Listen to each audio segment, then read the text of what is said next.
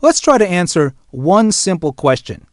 Some artists do all the things below, but which one of the following is the artist almost always required to do by contract? Write songs on the CD, produce the record, mix the record, perform on the record, or appear in the debut video? I bet a lot of you said D, perform on the record, but in fact, E is the correct answer. How is this so? Let's take a look. First, let's examine the question itself. What are they required to do by contract? Write songs on the CD? Well, up until the 1960s, artists almost never wrote the songs on their record. Publishing companies worked with labels to match songs with artists. From about 1967 to 1979, the number rose to where about 75% of pop artists were also their own songwriters. But this is not because labels had some revelation that it would be great if the songwriter was also the artist. It's because the fees that record companies had to pay songwriters went staggeringly high. And so record companies decided rather than pay these fees, they'd get songwriters to sign over their rights in exchange for the opportunity to be an artist. Few songwriters said no. Today it's leveled off at about 50%. Produce the record? Well, what is a producer?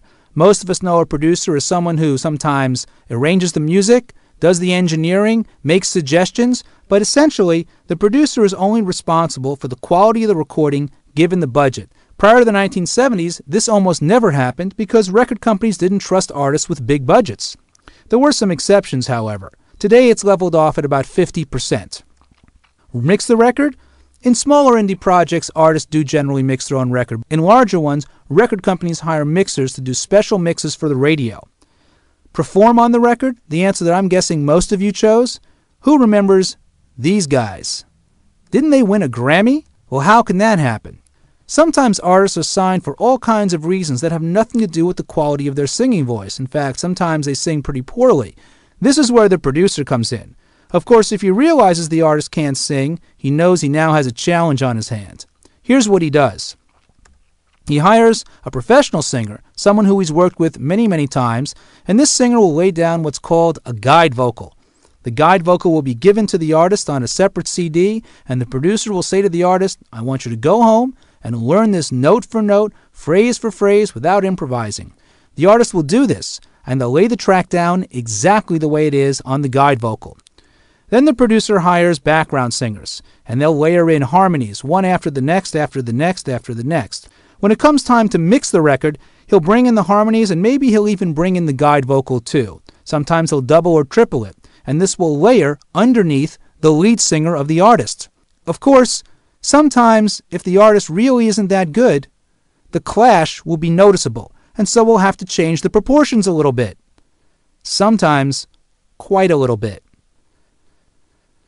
And this is why record companies don't require artists to sing in the contract. Appear in the debut video? Artists almost always appear on the album jacket prior to the 1970s, with some exceptions.